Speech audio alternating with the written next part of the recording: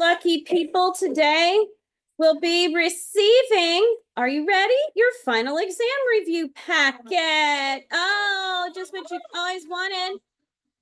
Your final exam review packet. And also, I'll show you real quick along with it. Hang on, this opened. Okay. There you go.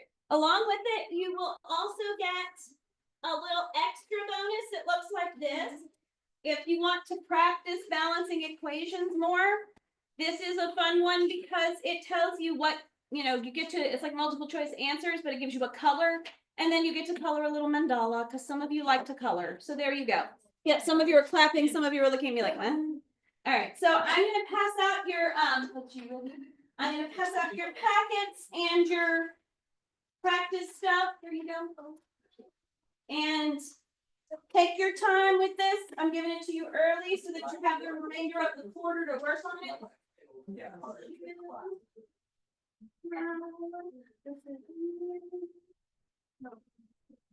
Work this whole packet. Where do you find your review materials? Caitlin. Dropbox. There's a file in there, right? And it says what on it? It says exam review. And you also get Jeopardy in there too. All the links. Do y'all realize that when you go to the all the links page on the website, that there is all the links that takes you to like the master page for our Jeopardy? Yes. Yes. You can do all of them. Oh, not here. We're having fun. I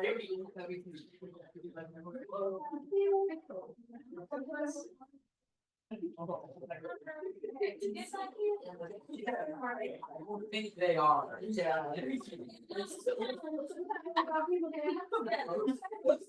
Parker. Yeah,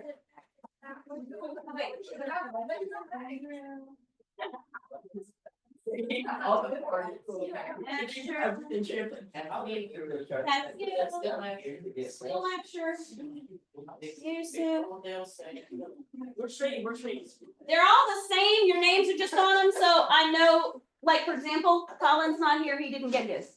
That's why your name's on it, so that I know. No, there you are. There you go. Okay. Alrighty, people. So now you may review. Whenever you get time, you can start working on review. All right, so last week, yes, sorry. Who's? Xander's was 2 days ago? All right. Happy birthday to you. Happy birthday to you. Happy birthday, dear Xander. Happy birthday to you. And how ancient are you? 13. All right. Better than me. I turned 49 last Thursday, so you're doing good. I'm not, next year will be the first anniversary of my 49th birthday, just so everybody knows. Don't you come in here being like, oh, she's 50. No, it's the first anniversary of my 49th birthday. That's the way it's going to go. Yeah. And I'm going to go nowhere here. All right. Man, it is hot. Okay. So last week we talked about how some of the guys in the back. All right, you with me? So last week we talked about how we would be learning about redox reactions. So here we're getting into that in earnest. And today you did the redox titration, which I can almost guarantee, I don't even think they learn redox reactions in the public schools, but I'm pretty sure they don't do a redox titration. I'd be curious if anybody has a friend doing chemistry, whether or not they ever do any labs. Very few. But anyway, so we do a whole lot more than most of them. All right, so we are moving on. All right. Y'all, stop. Thank you, Kaden. I want you to know everything you leave on my floor is exposed to my dog. So if you're leaving chemicals on the floor in your gloves or whatever, you're putting the dog at risk. So let's just not. I try to run around after class and find all the things, but I don't always. I find gloves places. Last week, I found lots of little gold foil coin wrappers that y'all just dropped. Like I was nice and gave you candy, and some of y'all just unwrapped it and dropped the wrappers, and here's my dog eating foil. That's not good, right? So come on, act like it's your house. All right, so first things first. Don't forget you have a final project. Now, what I did this morning, guys in the back, I'm not going to address the chitter chatter again. I'm going to separate you next time. So stop. What I did this morning, some people were having issues for whatever reason getting into the spreadsheet. Some people had no problems, other people had problems. I killed that initial spreadsheet, put in a whole new link, copied all the information over. So if you were in it, you're already in it. The answer to the 3 of you is yes, by the way. So get that situation under control. So there is a spreadsheet. It's already up and running. It is, I'll show you how it will go. Right there. So Annabelle is doing arsenic. I love this. All right. So these are your options that are, if it's not taken, so you guys need to go in and put the additional names in for those of you working as a trio. So you can work with a partner. I gave one group permission as a trio if they wanted, because they asked special. They asked special. So anyway, don't forget that you have this project coming up and you do need to claim your element before somebody else claims it. We're not going to have 2 oxygens or whatever. And if you want the details on how to do this project, where do you find it? In your binder in the preface or in Dropbox where it says final project, where you can find the link to this spreadsheet as well as the description of the product and the actual grading rubric. The grading rubric tells you, if you've never seen a grading rubric before, some of you might not have, but it says like, here is something I'm looking for you to include in your project, and it's worth 15 points. And then I write in how many of those 15 you get. Rubrics are great because you should know before you even hand that project in or present it or whatever, you should know exactly what grade it's going to be, because I've told you exactly how much everything is worth. So if you're getting everything right, which is what you want, because final projects are like pretty weighty, right? So you want to be sure you follow all the directions, and this one has very specific directions. In particular, it has to be presented in a certain way, and it's outlined for you. Read it. Don't do the thing where you don't read it and then you show up with like a poster and it's the wrong poster.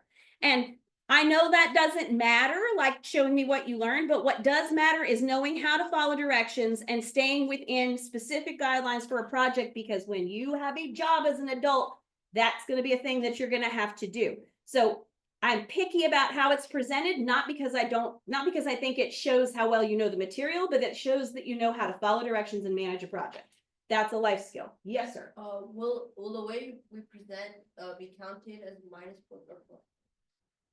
Like if it's not on the back, it's plus. It has to be exactly as it's laid out. And if you look at the grading rubric, it tells you. And if you don't meet one of those standards, you lose points in that particular place. Okay.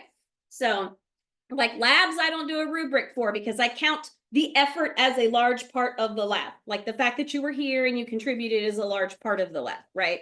And then I try not to take off too awful much. Even if there's only 3 questions and you get 1 wrong, I try not to say, well, that's 33% off, because that's not, nobody wants that, right? And you actually did the lab, which counts for some of it. Okay, so don't forget this. Pay attention, get in there and do it. And also, we have a tentative date for the dance for those of you that asked. It will be Friday, May 9th, which is the Friday before our final exam and project presentation. So do your studying ahead of time so that you are ready when you roll up to the dance. You're not going to be like, should have been home studying. No, you got plenty of time. I should have this confirmed by this week, by the end of this week, and then it will get advertised. The rules are all listed in there, and it tells you, yes, you can bring friends that are not, Liam, come up here. It will, because you're talking again. You thought you're not there. Well, don't talk then. Last time. Quit. If you have a question about the dance, what's your question? You don't have a question? What's your, you asked, you answered it. Okay. So anyway, y'all are all invited, and I tell the juniors, typically it's middle school, high school, but if you're a junior and you're in my class, you've proven that you're adult enough to go to the dance, so they're all invited too, right? Typically it's a bunch of high schoolers and a few rando middle schoolers, I don't know.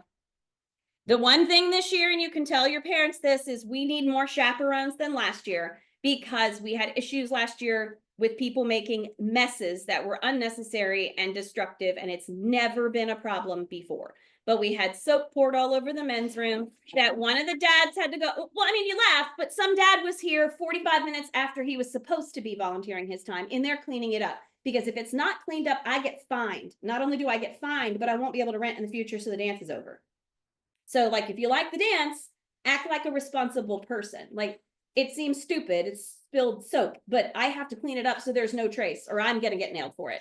And people tend to toss their cups over the veranda edge when they're done, or knock them off because they're not paying attention. And I have to go down there and clean all those up. Last year, I was down there at 6:30 in the morning, as soon as there was daylight, while all y'all were sleeping, digging cups out of bushes because I didn't want to get fined.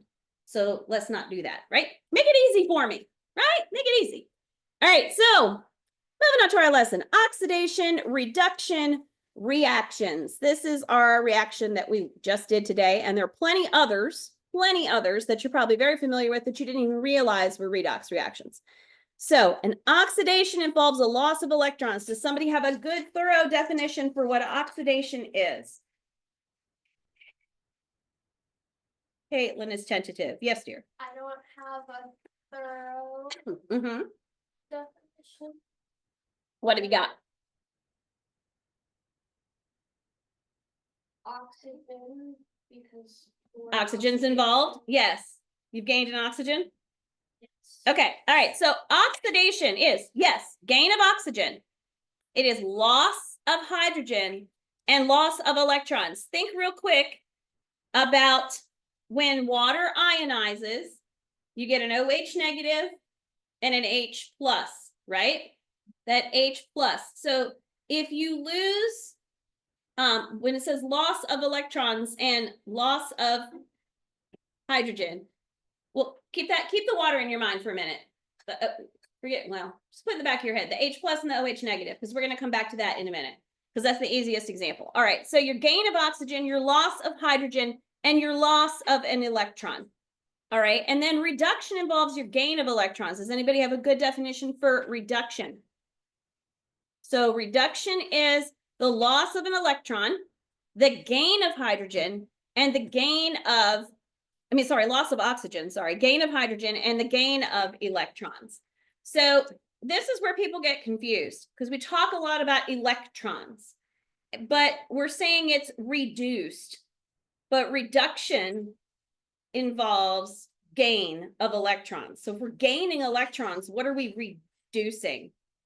You're reducing the oxygen. Yes, and you're also reducing the charge too. You can think of it like that. It's getting more negative as you gain. So that's where people kind of get caught up. And the fortunate thing is we have fabulous mnemonics to help us with oxidation reduction reactions. So we'll go over those in a minute, and that they make it much easier. So your oxidation and reduction reactions occur together, and we call it redox because we don't want to call it oxyred or something weird like that. We just say redox. So basically we take oxidation reduction, flip the words, and we get redox. And anybody have a good definition for a redox reaction? Anybody? Okay, so redox reactions are reactions in which one species is reduced, another is oxidized. The oxidation state of the species involved must change. Okay, oxidation state. That's the same as oxidation number. And we're going to talk about that in a minute. That's why I said keep water in your head, because we're going to come back to that. Keep that H2O in your head. All right, so now this is weird. This is weird, but it's actually quite good. So it's a strange cartoon from the Azerbaijan Chemical Society. If you did not know, Azerbaijan has its own chemical society. Where's Azerbaijan, people? Near it's like near Yeah, it's kind of up. Let me see, can I find it quickly enough? It's up in here, kind of near the country of Georgia. It's near Russia, Georgia, Ukraine, all this kind of business up in here. I think it was a Soviet. No, it wasn't. Was it not Soviet? No? Okay. I can't remember if it was or not. But anyway, it's up there in that area, right? All right. So the Azerbaijan Chemical Society has this fabulous little GIF. It's not even a video, it's a GIF. But if you watch what happens, so first notice what we have. We have a zinc ion, right? We have a copper ion, and then we have a sulfate ion. All right. So watch what happens here. So Now I will replace you. Uh-oh, so the copper ion goes over here. He's going to eat 2 electrons. That's random, right? Okay. But now he's an atom, right? And then the zinc is going to join the oxygen. So what got oxidized?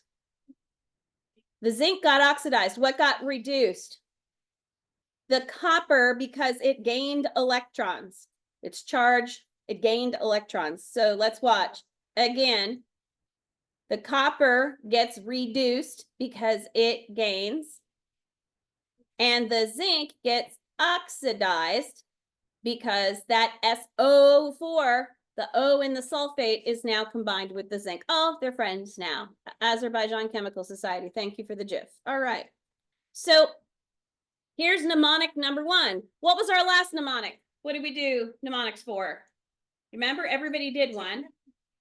Well, there's one. King Henry died unusually drinking chocolate milk. What's the one we did in this class, Caitlin? Yes, the one for balancing chemical equations. Does anyone remember theirs? You're what? Somebody eats olives? Yeah. Do you remember? Pivnert. Well, that's, yeah, but that one's not, that's not the one I'm looking for. We're talking about, yeah, Metals, non-metals, hydrogen yeah. and oxygen, or My neighbor hates olives. my neighbor hates olives. My neighbor hates oatmeal. Some of you came up with all kinds of things. Do you remember yours? Yeah, moles never. Moles never help out. Okay, so metals, non-metals, hydrogen, oxygen. Remember that mnemonic, right? That helped you remember? Okay, so this is mnemonic number 1, and it is oil rig. And it is oxidation involves loss, reduction involves gain. But in this case, you have to remember that what you're talking about is electrons. So oil rig, oxidation involves loss of electrons. Reduction involves gain of electrons. Again, if you're gaining electrons, you're becoming less negative. You're getting reduced. All right, now, here's another one. People like this one. People will say Leo says ger or Leo goes ger, whatever. Leo, what do you suppose LEO stands for? Losing electrons. Yes, yes, loss of electrons is oxidation. What do you suppose ger is? Gain of electrons is. Gain of electrons is reduction. So Leo says ger, loss of electrons, oxidation, gain electrons, reduction. So for this one, it's a little easier than oil rigs if you can't remember that you're dealing with electrons, because oil rig, oxidation involves loss. Well, of what? Electrons. This one has the electron right in it. Okay, so there's that one. If you can remember either of those two or this next one I'm going to show you, then they'll be good forever because it'll be stuck in your head. Now, here's the next one. Elmo. And it is electron loss means oxidation, thereby the opposite, electron gain, means reduction. And if you did not read that in his voice, there is something wrong with you. Yeah. Because everybody should have read electron loss means everybody should have read that in his little voice. How did you not? By the way, has anybody ever seen the voice actor for Elmo? Not what you expect. You expect some little tiny dude. He is a big dude. I pulled up a picture of him earlier for the other class because they were like, what? He's a big guy. Like he's a big guy doing that That's little the tiny old voice. one. This is the old one. This is the one who did it for the longest. Now there's a new guy, but yeah. Uh-huh. I see the actor of Gimli and Lord of the Rings is the tallest actor they have. Oh yeah, yeah. Uh-huh. First Elmo sounded like a caveman, and then they went to that actor, Mm-hmm. and then that actor had some complications in real life Yep. concerning the law, Yeah. and then they switched to a different guy. Kind of like the Blues Clues guy. Didn't he have some issues? I think he had some legal issues too. Yeah, yeah, yeah. It's like, oh yeah. What happened to him, Drew? He's like, I don't even want to say. It wasn't good. So, BJ? You know, Big Bug is different colors in different countries. No, I did He's not. blue- he's blue in the Dutch. Oh, He has a Mexican cousin. okay. Avalado that was supposed to help with like the New Mexico, Arizona kids, like. Yeah, that's fun. And then he's also red and orange in different countries. Oh, interesting. Okay, yeah. I always loved Jim Henson. So this one's, if you, anybody ever not gone to the Center for Puppetry Arts in Atlanta? If you haven't gone, put it on your bucket list. It's worth going. It's very cool. Anyway, they have a Jim Henson exhibit, and they're one of the only places in the world that exhibits any Jim Henson artifacts. So it's kind of cool to get to go. Oh, he is amazing. Yep. All right, so you got your oil rig, your Leo goes grr, and your Elmo. You can kind of take your pick of whatever is easiest for you to remember. Choose one and just commit it to memory. It's necessary, right? You'll need it. It's waving at you. So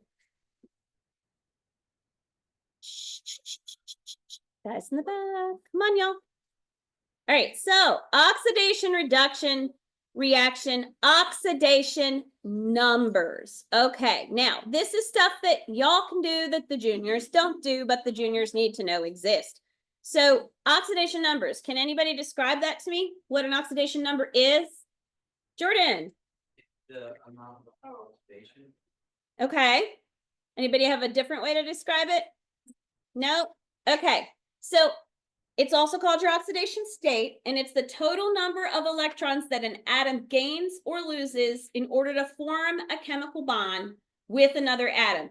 Think back to your periodic table when we had all those charges written over the top, like -1. Remember, like how we could say that everything over in our first group we knew would go with our seventh group because our seventh group needed one more electron and they had like one extra and they go together and it works. Remember all that? Now we're coming like back around full circle. It's like coming right back to where we started for some of this stuff. So there are rules for assigning the numbers and lots of them. And your first rule is that if it's an element that's uncombined, it's going to be 0 because like sodium, for example, here, it's just 0. If it's a monoatomic ion, it equals the charge of the ion. So there's your chloride ion, right? So what would be your oxidation number for your chloride ion? What's the charge on that? It's a halogen, remember? Remember? -1. Yeah, remember it needs one more electron to have a happy outer shell. Full shell, like the noble gases, it's not a noble gas yet. It has one less than it needs. So that's that -1. And then another way to think of your oxidation numbers is if you took the compound and broke it into ions, what would be the charge on the ions? So here's where I said keep water in the back of your head. We just did this because water dissociates into ions when you're dealing with these acids and bases, right?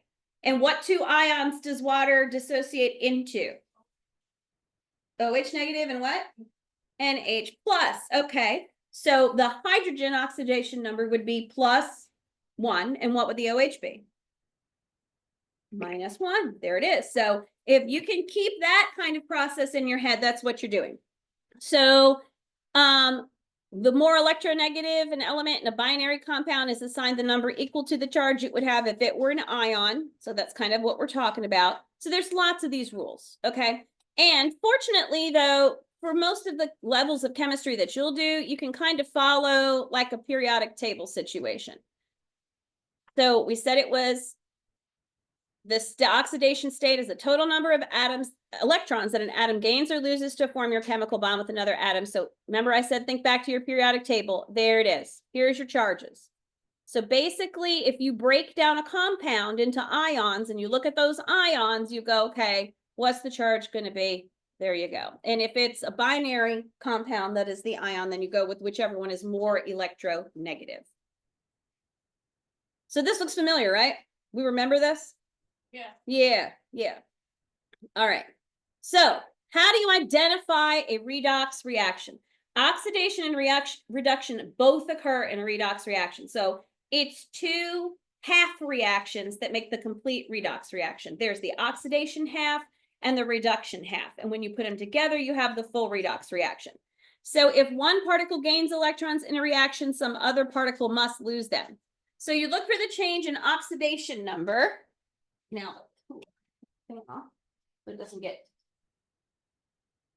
blustery in here. And how do you know this is a redox equation? So have a look at this equation. Here's the water again. This is what we were just talking about. So if you're going to form it, here is the charge of what is the charge of H2 here? And what is the charge of O2 here? Yep. So when you,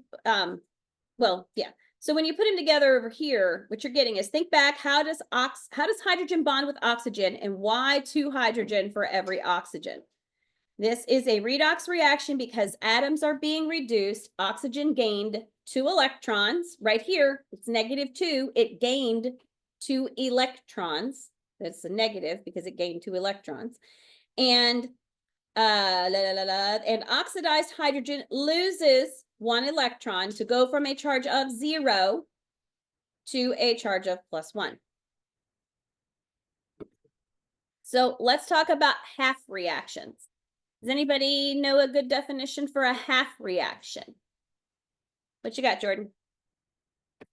It's a part of the reaction that's only oxidation or only reduction. Yes, so it's either the oxidation or reduction component of the redox reaction. So for example, this is the reduction component and this is the oxidation component. Reduction involves what? Gain, right? And oxidation involves loss. So here it is gaining the electron to produce the product. Here it is losing the electron because it comes out here on its own. All right, so I'm sure we're going to get a fun commercial. Yay, for you. Good for you. Whatever you do it for less. Yeah, At Harbor Freight. tools are cool. All right.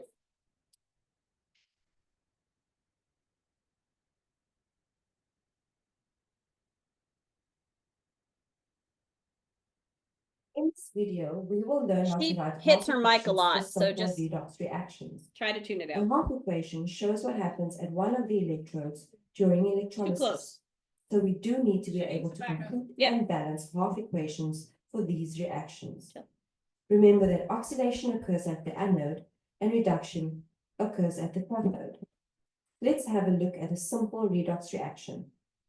A strip of copper wire is placed in silver nitrate solution. We did this Over time, as a the demo. solution changes color from colorless to bright blue.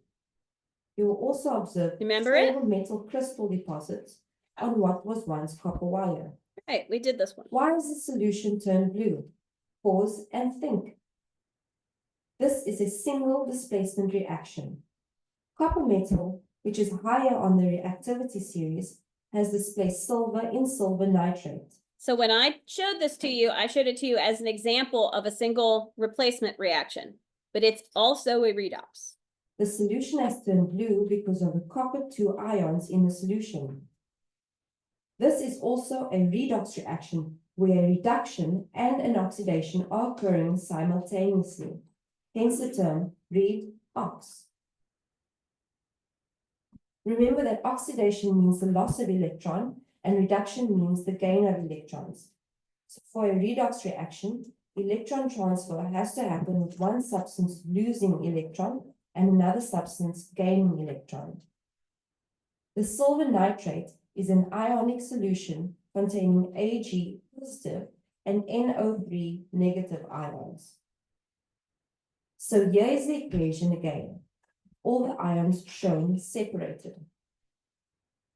The copper metal has been oxidized because it has lost 2 electrons to form Cu2 positive ions. If we take out this half reaction, we now have a half equation, whereas the silver ions have gained electrons to become reduced, represented by this half equation. They are called half equations because each equation represents half a redox reaction, either the reduction reaction or the oxidation reaction. When the 2 equations are added together to form the final redox reaction, you can see that everything, including the number of electrons, are balanced. To reform the ionic equation, the electrons are equal on each side and can be removed. What about those nitron ions in the original equation? As the nitron ions appear on both sides of the equation, they are called spectator ions, as they have no effect on the overall reaction. Much like spectators in a football match have no effect on the final result of the game. I know, she's Here eating is that microphone. another redox reaction where the iron 3 chloride And I'm- oxidizes iodide ions to iodine solids. Yeah. See if you can write the two half equations. Pause the video and work out the answer. Yes. She If needs to you back get it up. right, the iron is reduced and so gains an electron. The iodide ions are oxidized and so lose the electrons to form iodine. So in summary, half reactions represent either an oxidation reaction or a reduction reaction of a redox reaction. So aside from her eating the mic, that was pretty good. I mean, Then we hit the mic that much. she was just too close to it. So all of her percussive consonants, you would get it. Basically, there's your longitudinal wave, your sound wave, right? Bump, bump, bump, bump, bump. Yeah, she's just concussing the air, right? And then it's smacking into it. So either she didn't have a good enough screen on her mic, like one of those good fuzzy ones, or she was real close. Yeah. Yeah. So yep, she could have stood to have a better mic or backed off it a bit. So Doing ASMR or something. maybe, and maybe, yeah, and she's used to whisper. Yeah, there you go. When they do those weird ASMR videos. I don't know. I don't know how I feel about some of those. Some of those are. I could watch the soap crushing videos all day, but when they start whispering, I don't want to hear that. Like there's a candy, okay, I admit I fell victim. There is a candy I bought because of those stupid ASMR videos. And not because of the ASMR, but because the candy just looked really good. But it's like a Vietnamese agar candy. It's Oh, called, never get Vietnamese candy. oh no, these were good. No, these are good. They were called Silky Gem. It's like it's called what is it called? Oh shoot, I don't remember. Yeah. I like those ones where they like stack the legs and stuff and extrude it and like start chopping it. No, it's an agar base, so it's kind of like it's not like a gel and it's not like a gummy. It's somewhere in between. Yeah, they're like jelly. They're really good. Yeah. Like the outside was crunchy and the inside was like a jelly. They were great. Yeah, kind of. Yeah, people, but that was why they were doing ASMR because they're crunchy. So people are like, in all the videos, it's like some weird dude, and he's like, I just love this candy, and I'm like, oh my gosh, I just want to try the candy. Stop making noise with it. Yeah. So we have oxidizing agents. All right, oxidizing agents. Anybody want to give me a guess for that definition? Oxidizing agent, Caitlin. Something that makes you gain oxygen. There you go. Yeah. Okay. All right. So it is what adds the oxygen to the other substance. And in order to do that, it's typically going to remove the hydrogen, right? So you're going to add the oxygen, remove the hydrogen. So the reducing agent would therefore be what does what? PJ. Something that would remove the oxygen and add the hydrogen. Remove the oxygen and add the hydrogen. Exactly. So when you talk about oxidation reduction reactions, the initial description involved oxygen.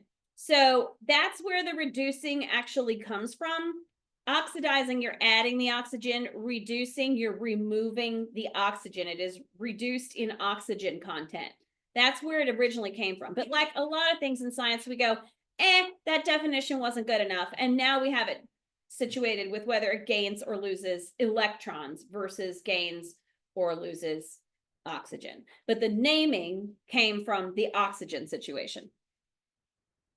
So, terrible joke. Another one. What did the oxidizing agent say to the reducing agent? Your loss. There's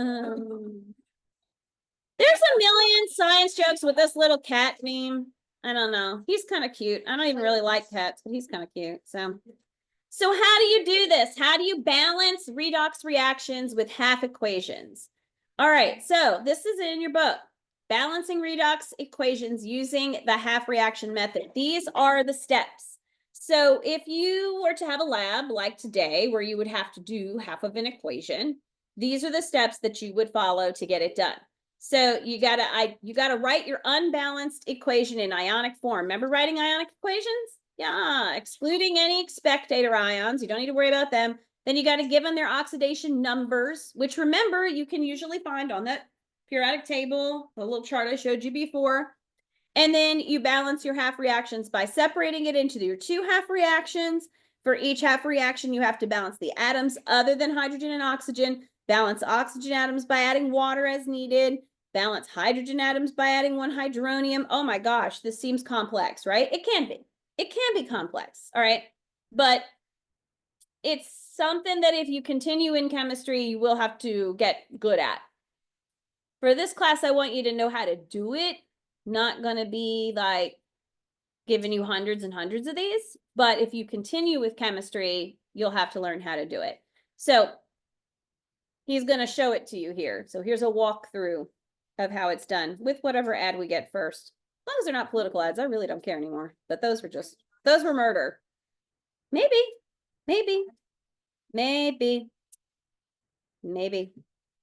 Hell. What's happening? Oh my. Okay, hold up. Here we go. Welcome back, everyone, to the second part of the series where I teach you the half reaction method of balancing aqueous redox equations. We ended off with the following question. We're asked, balance the redox reaction in acidic solution. We'll follow the exact same method as we did in question number 1. First, we have to determine what's being oxidized and what's being reduced. And we learned that if we're dealing with atoms that are in their solid state or pure gas molecules, their oxidation states are 0. So I'll start by placing 0 here and 0 here. Notice that the hydrogen ion, this one, is going from plus to 0. This means that it is gaining an electron. If you have a gain of electrons, that is a reduction. So this is being reduced to H2.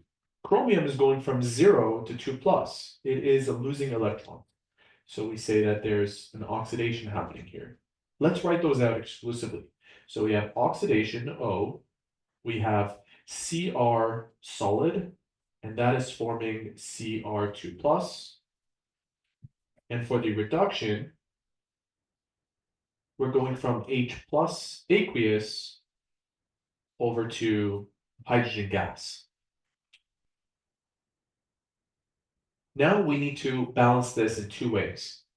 The first way we balance this is by mass. And as you can see, we have 1 atom of Cr and 1 atom of Cr2 plus. They're technically balanced. And to balance the second equation, we will place a coefficient of 2 in front of the H plus ion.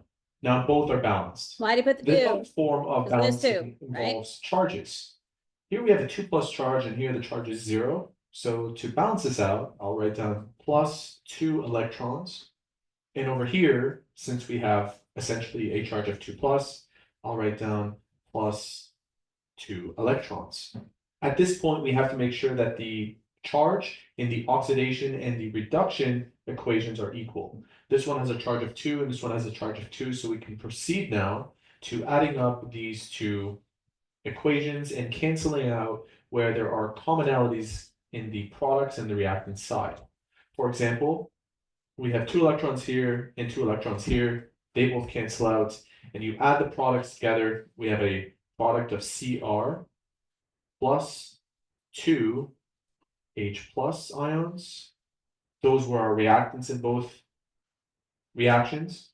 And our products were Cr2 plus, aqueous, and 1 molecule of H2. That right there represents the balanced redox reaction for this example in an acidic solution. If you have any questions about what we just did, make sure that you write a comment. Okay, so do you understand what he did? That made it, some of you don't. Do we need to watch it again? Are we paying any attention over there? Okay. That one broke it down real easy for you. So you could see, took the oxidation part, took the reaction part, made sure your charges were balanced, wrote it out. So that's how you use half reactions. Whoops. So now we need to talk a little bit about electrochemistry. Okay, next, I think it's next week's lab. Next week's lab is our hydrolysis of water. So we're going to take that water, which we've been saying all along. We've been using water as the example today, that you've got, you know, and we used it all through acid too. You have an H plus, an OH negative. We're basically going to break the water down and split it into hydrogen and oxygen. So you're going to start with water. You're going to use electricity to break it down into hydrogen and oxygen. And then you're going to test how much hydrogen and oxygen. You're going to be able to see a volume increase. You're going to be using little test tubes, and you're going to be able to see that you should probably have about twice as much oxygen, twice as much hydrogen as you do oxygen, because it's H2O, right? You'll actually be able to see the volume difference. And then you're going to use a little match that you light and then blow out and hold it over. And if there's oxygen there, it's going to go pop nice and loud, or relight. Actually, it'll usually relight or make a little pop sound, because it's really kind of cool to watch, but it'll be fun. So we're gonna use batteries next week, test tubes, water, and we're gonna break down water into its constituent gases, which is kind of cool. Yep. All right, so electrochemistry. So this is where chemistry meets electricity, and this is where we deal a lot again with batteries. Remember that batteries are a type of potential energy source. What type of energy source? It's potential. What type of potential? Gravitational, elastic, what is it? Chemical potential, yeah, okay.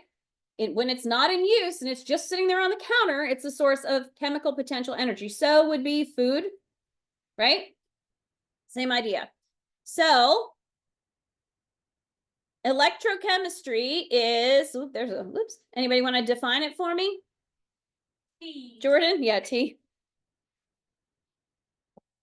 It's a study of the chemical reactions and electrical reactions, how they relate to each other. Yeah, so pardon my little whoops there. The T should have been down here. But it's the branch of chemistry that deals with the chemical changes produced by electricity and the production of electricity by chemical changes. So the chemical changes produced by electricity and the production of electricity by chemical changes. So both, and how they're interrelated. So electrical pressure, quote unquote, is measured in volts. So those of you who did physical science are going to remember some of this. Remember, we have volts, we have amps, we have resistance, we have all these things. So voltage, can somebody define voltage? What you got, Colin? Potential difference between two electrodes. A measure of the chemical potential for a redox reaction. Yes. Yes. So it's the potential difference between two electrodes. Remember, your electrodes are your anode and your cathode, right? So it's a measure of your chemical potential for redox reaction to occur. The pressure from an electrical circuit's power source that pushes your charged electrons or your current through the conducting loop, enabling them to do work such as turning on a light. So you can think of voltage as like electrical pressure, right? It's how much, sort of almost like how hard it's moving that circuit. Not the circuit. What's the word I want? Oh, my head just went. Good. Never mind. I lost the word. Sorry. I'm having a day like that. So this is the graphic that we've used in the past, right? So it shows here the volt is pushing the current. That's the word I was looking for. Good Lord, easy word. So your current, there's your amp. Your amp is kind of like how high your current, how much current you have, right? Your voltage is how hard that is being pushed, and then your ohms are the resistance, or how much opposing force there is to letting your current continue to flow, right? So y'all remember this graphic from those of you who did physical science with me? We've used this graphic many times because it's real easy to help remember what those different components of electrical circuitry are. So components of electrochemical cells. Electrochemical cells are kind of, it's what we call batteries, right? So what's an electrochemical cell? Does anybody have a good definition for like a battery or electrochemical cell? Anybody, Caitlin? And battery is the positive end is separated from the negative end. Okay, yep. There's a positive end and a negative end. You know what's in between them? Usually, do you know? An electrolyte. Yeah, you've got a positive side and a negative side. There's an electrolyte in between. So an electrochemical cell is a device capable of either generating electrical energy from chemical reactions or using electrical energy to cause chemical reactions. So an electrode, what's an electrode? Nobody has an electrode? Remember when I look at those binder work questions to give credit, I remember who's answering. I've been pretty generous lately with giving credit for those. So this is the point where current enters or leaves the electrolyte, a solid electric conductor that carries electric current into non-metallic solids or liquids or gases or plasmas or vacuums. And it's a terminal through which electric current passes between metallic and non-metallic parts of an electrical circuit. Batteries have the positive and negative ends, right? Electrodes. And all of your circuits have electrodes. So a cathode is where reduction occurs. Reduction is at the cathode. So what's the cathode? Does anybody know, PJ?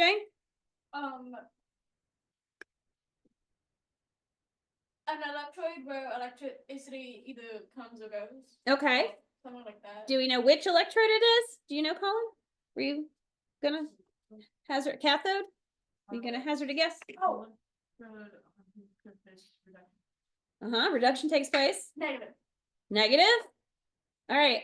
So it's where your reduction takes place, which is correct. Now, this is where it gets fun. And next week in lab, we're going to really nail it down. But you remember, what's a cation?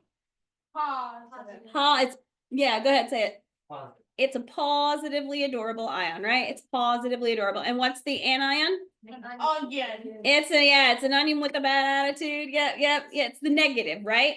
The negative ion. Okay, so does that mean your positive ions are going into or coming out of your cathode? You know, Jordan? Coming out. Coming out. Whoa. Going in. Going in. But, James? Out. That's where the reduction. Because that's where the reduction happens. Coming out, because that's where the reduction happens. Going in. So if reduction is occurring there, reduction involves gain of electrons. Electrons are negatively charged. So everybody here has a phone. So I'll give you 15 seconds to tell me what ions collect or go in at the cathode. What is collecting there? What's attracted to the cathode?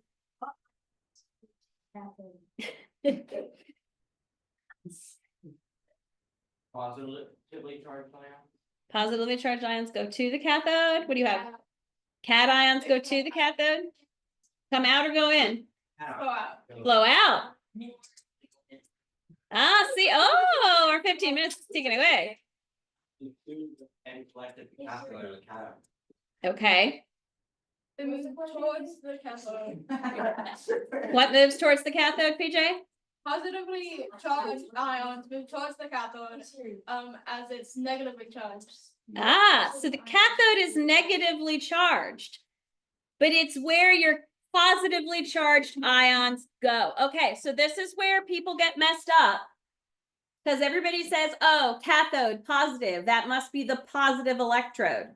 Is it the positive electrode? It's the negative electrode, but it's where the positive ions, the cations, go. It's like with magnets. Right. So next week in lab, you'll see that because you'll have a cathode anode situation going on with a 9-volt battery. So you'll see that in action. Anode is where oxidation occurs. So, oh, that's always fun. Yeah. So what's the anode then? It's going to be where what occurs? Jordan? Oxidation, also it attracts. Right. So where oxidation occurs and is the positive polarity contact in your electrolytic cell. So and at the anode, anions are forced by electrical potential to react chemically and give off electrons, which flow up into the driving circuit. Okay. So now, cathode is where reduction occurs. Cat red. Oh yeah, an anode is where oxidation occurs. Here's another mnemonic for you. Anox. red cat. Okay, so we had oil rig, Leo says grr, Elmo. What did oil rig stand for again? Oxidation involves law of what? Okay, and rig is reduction involves gain of what? And then what did Elmo stand for? Electron loss means oxidation. So now, excuse me, now we have anox and red cat. Anox means anode is where oxidation occurs. Red cat means reduction occurs at the cathode. Okay, so pick one of your three mnemonics for oxidation reduction. Oil rig, Leo says grr, or Elmo, whichever one fits you. And this is another good one that you can use for remembering what happens at the cathode and at the anode. Here's another one. Don't panic. Positive is anode, negative is cathode. I don't like how they only use one of the eyes. Yeah, I don't know why that is about. It should say is. That I should be capitalized here. Like that's just somebody was sloppy when they made that. But yeah. Positive is anode, negative is cathode, and that's where, yeah, right. Okay. So the complete cell.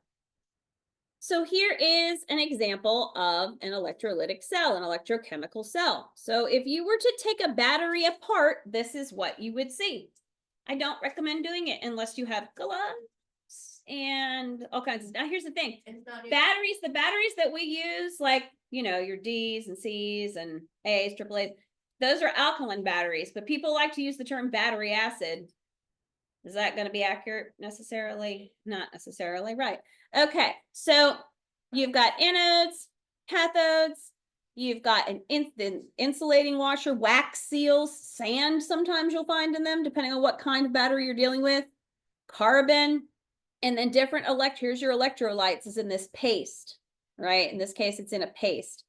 And then you'll have all sorts of different aspects. If you ever take some of the little batteries that are used that are like, I've seen some batteries that are similar to like AAA or AA batteries, but if you take them apart, the inside is basically like a stack of button batteries.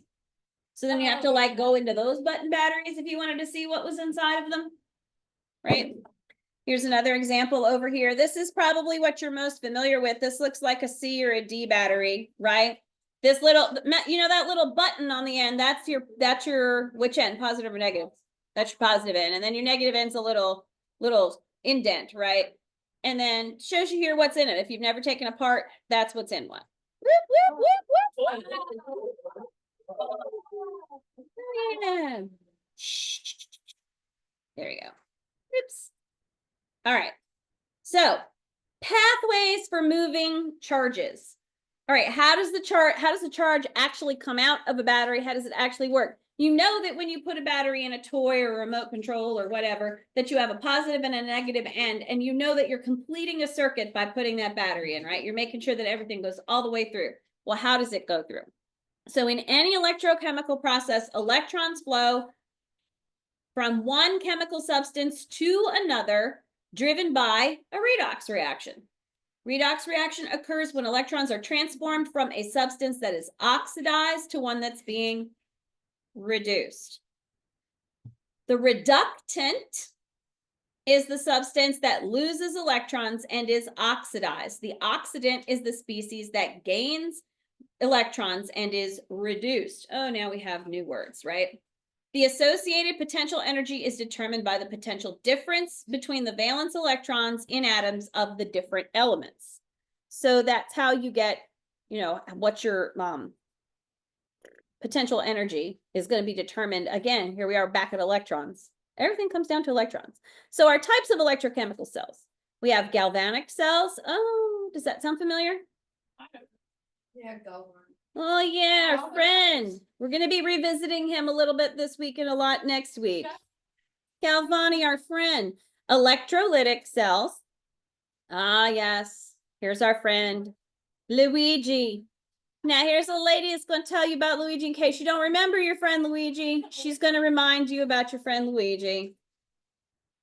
Because he's one of the best stories in science, I think. Why is everything Luigi Galvani?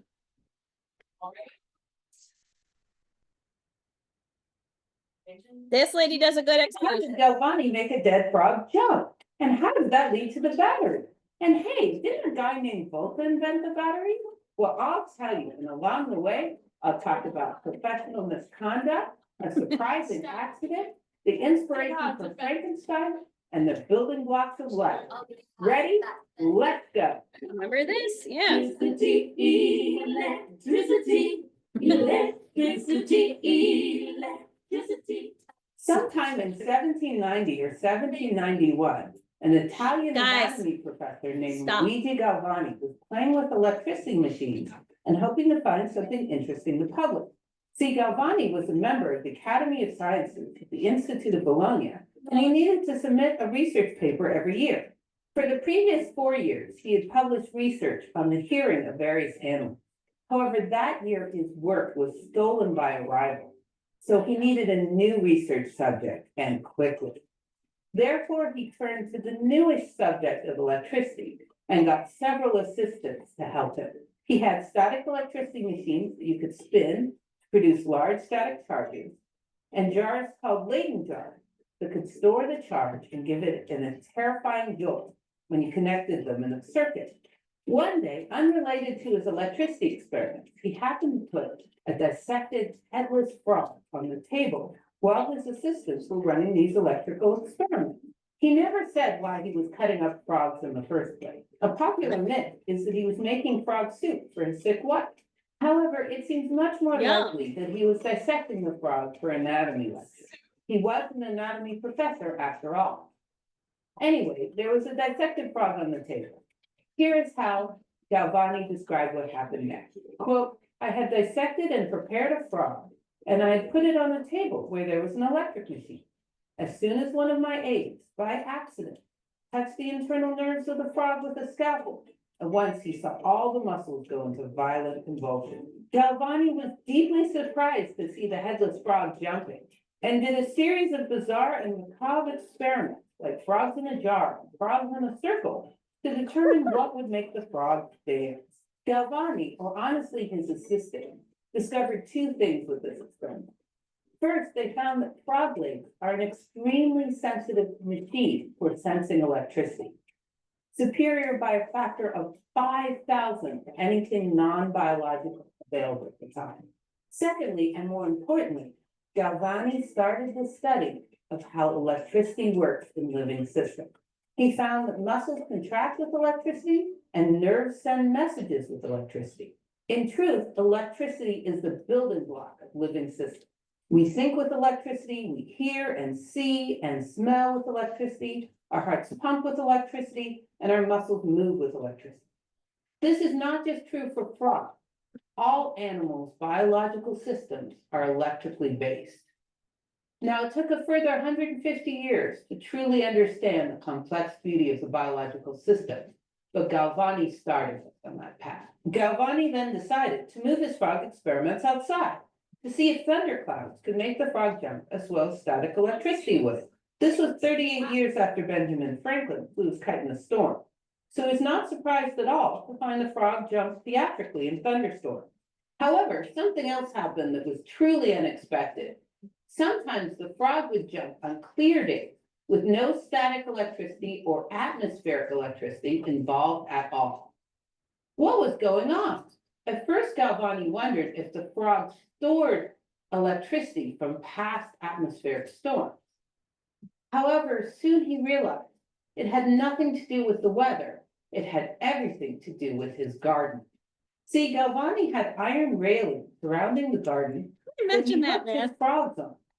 He also used copper hooks to transport the frog. It was this combination, the iron and the copper, that caused the frog to convulse. When he took the frog inside, he could make a frog dance with just a piece of copper and iron. Crazy, huh? This is a major find. Putting copper and iron into a frog produces electricity with no rubbing globes or thunderstorms in sight. Galvani decided that the frog moved because it had been alive in the past. He thought he was reanimating the frog, a la Frankenstein. whose author was inspired by Galvani's research, by the way. Galvani published his work in 1791, and it was an international sensation, especially among anatomists. Suddenly, there was a way of studying how muscles move and how nerves communicate. He had connected electricity to what makes things alive. He had made the spark of life literal. Galvani didn't know it, but he also invented the first battery. The acid in the frog leg reacted with the copper to add electrons and reacted with the iron to remove electrons. The electrons then flowed through the frog leg from the copper to the iron, making the frog leg jump. In terms of physics, it was a completely useless battery as it discharged inside itself. This is why most people don't consider his invention a battery. However, there was a man named Alessandro Volta who was supposed to be Italy's leading expert on electricity. He became obsessed with jealousy over Galvani's fame, which led him to inventing the first non-biological battery. This was the battery that changed the world. And that is why batteries are measured in volts in his honor. And that crazy story is next time on The Secret History of Which Electricity. you guys probably already remember that story.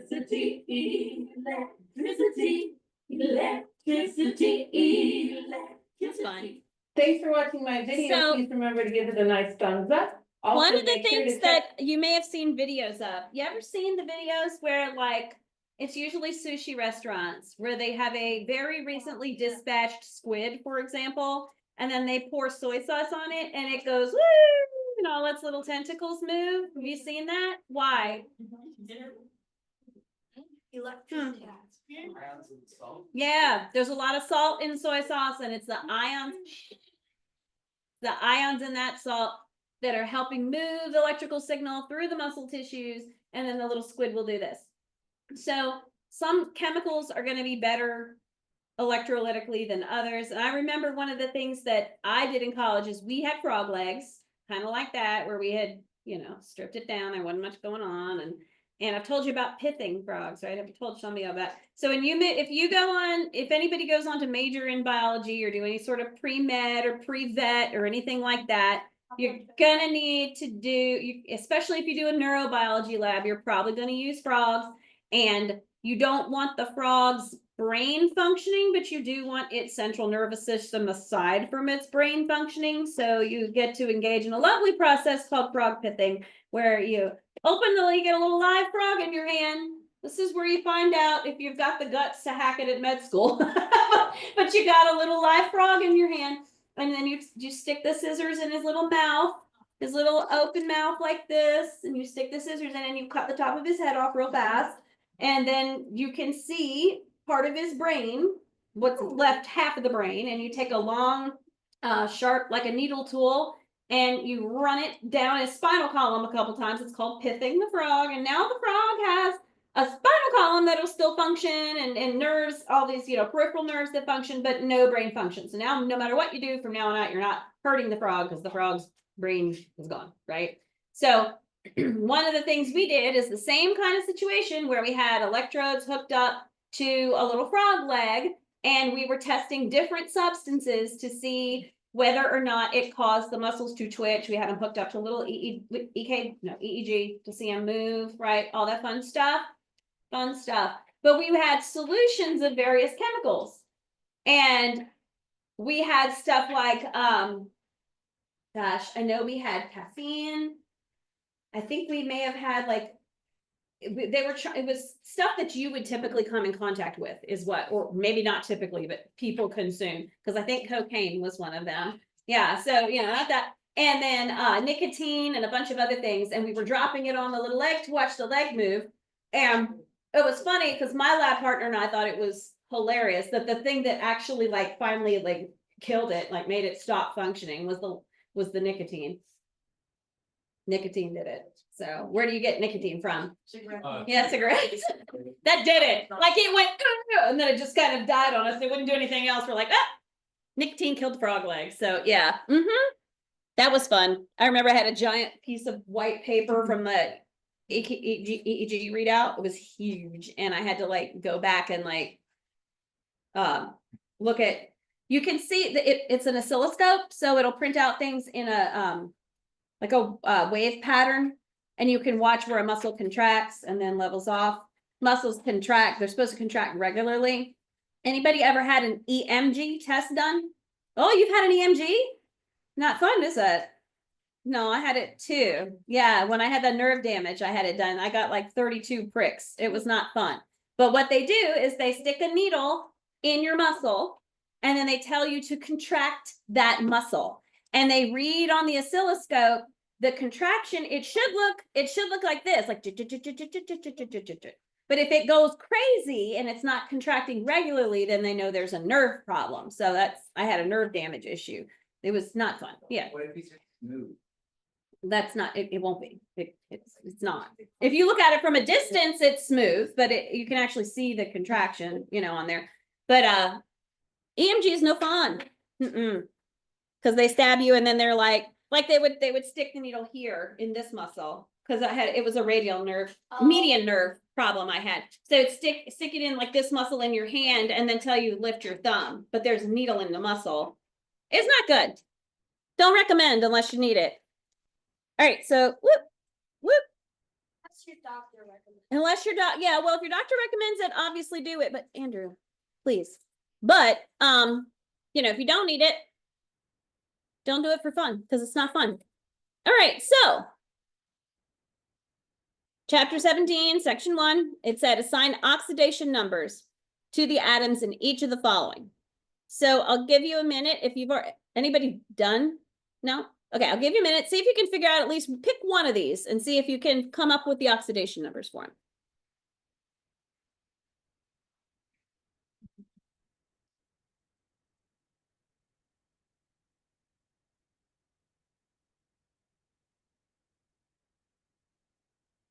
Remember, it's what the charge would be if you broke it down into ions. Didn't have the color of the pencils. Ah, all right, look at you. You can keep it. I don't need them back. I'll just hang on to it over here. Yeah.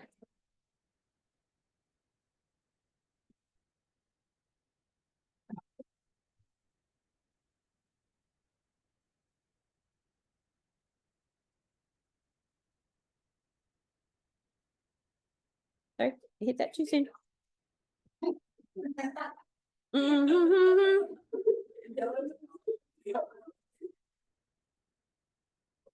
got one? Guys. Yeah. Yes, ma'am. The HP +1. So there you go. So this would be your first one. This is how it would work out.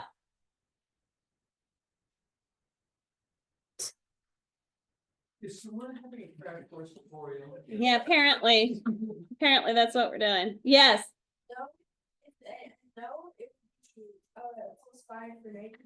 Okay. All right. Does anybody have this one? Yeah. 0, he says. What do you say? 0. Yep, 0. Why is it 0? Yeah, it's elemental too. It said if it's elemental, it's 0. All right. How about this? Does anybody have this guy? No. There you go. Shh, guys. Seriously. And then there's your +5, Andrew. There you go. Right? All right. How about which of the following, well, that shouldn't say that there. Which of the following equations represent redox reactions? So number 1 is not going to be redox. I already gave you that one there. For each redox reaction, determine which atom is oxidized, which is reduced, identify the oxidizing agent and the reducing agent. So the first one's not redox. Is the second one redox? What do we say? Yeah. Have a look at it and then we'll take a vote. Okay, so B. Who votes yes, it's redox? Who votes no, it's not redox? Oh, some of us just don't know. So this one is redoxed.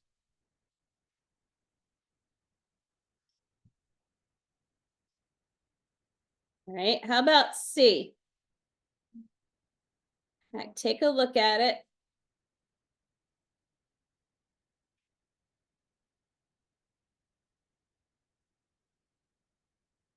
So is it redox?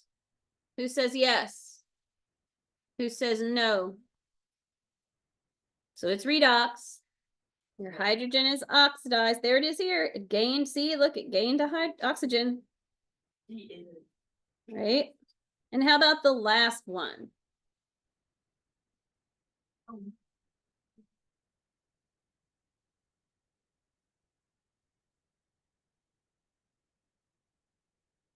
Not redox, James says. Who says it's redox? Who says it's not redox? This one's not redox. There we go. All right.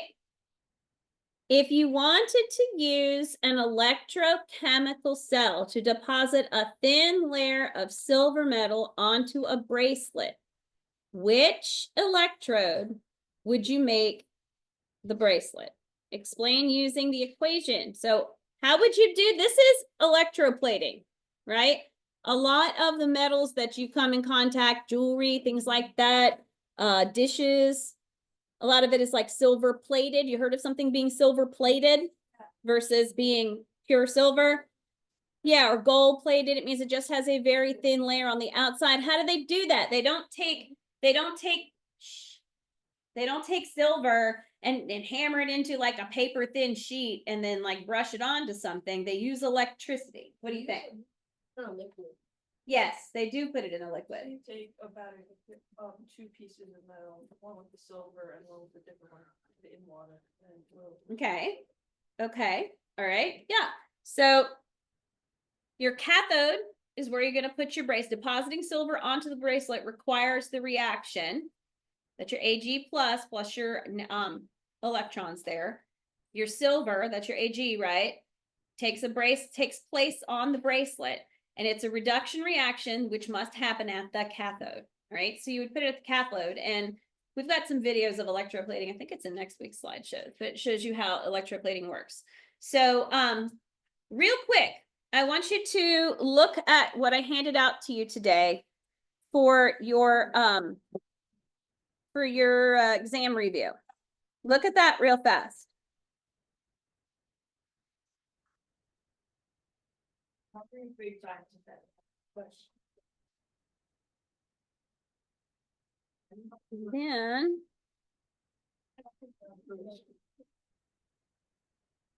Then I want you to look. Let's see. Share screen. Y'all, get it together over there. So I want you to look at so when you go into your Dropbox, this is my Dropbox, but your Dropbox looks like this. When you go into your Dropbox, this is what you see, right? Yeah. Right. Okay. You've got resources. And look right here. Everybody sees the one that says midterms and finals. You go into that. Ta-da. You go into the one that says finals. All right, now you're going to see two options. Obviously, you're going to pick yours. And you've got Jeopardy reviews in here. Oh, where did it go? Oh, I have to move it in. I'll show you where it is. Hang on, I got it over here. You've got your Jeopardy reviews here. The other way to find your Jeopardy reviews, I'm going to move that, what's-a-majigger? So after class, I'm going to move this file for your review into that. And it is the one that looks, you're going to have all these options here. Just haven't scooched yours over yet. So 2 places to find the Jeopardy review. You can find it where you just found it. The other place to find the Jeopardy review is if you go right to the website, right? And you go to, hello, I clicked you. And you go to all the links, right? It's going to make you enter the password. So if you enter the password, oh, it's slow today. I don't know why everything's so slow.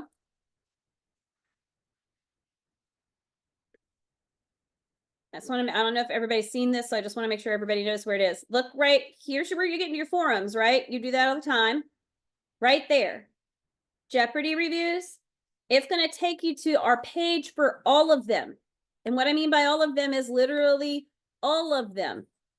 Physical, earth, bio, chem, final midterm, it's all there, right? All of that's there. All right, so if you want to use your study packet and write your answers in it, but you want to check to make sure your answers that you're putting in it are right, you can go to either the one that says that it's answer reveal or the one that it says it's visible answers. The visible answers has all the answers. You don't have to click anything. It's already there. Now, if you're using Google Slides, as I've said before, the answer reveal might not work for you, okay? Because it's animation that I've built in. So if you're using Google Slides, you may just have to do the visible answers. If you download it and use PowerPoint, it should save all the animations and you'll get the whole experience where you can go through and choose your answers as you go and then you kind of quiz yourself. For example, there's your first one is right. Whoops.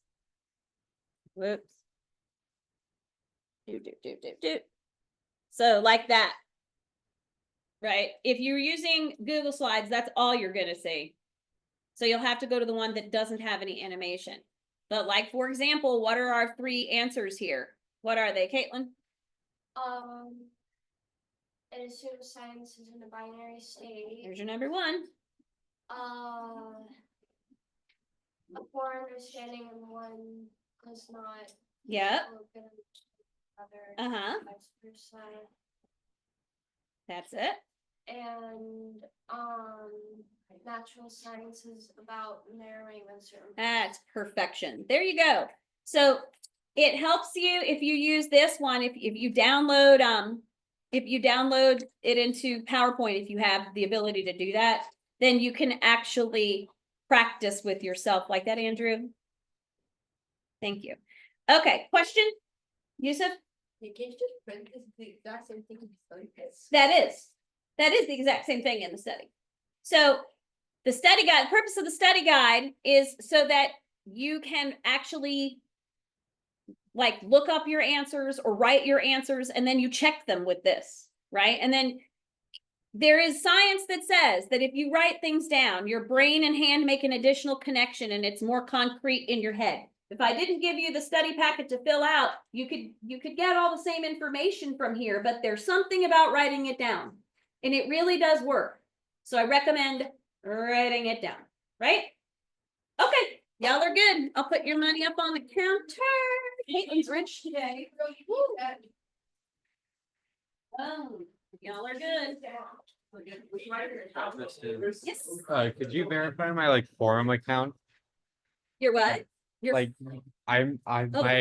my that- email is not allowed on the forums. So email. Okay, let me you see. could just like verify that. Yes, So let me that would be nice get this. because I have to post under my mom's account. Okay, so let me see if I can figure out why that is. Let's stop this first. Come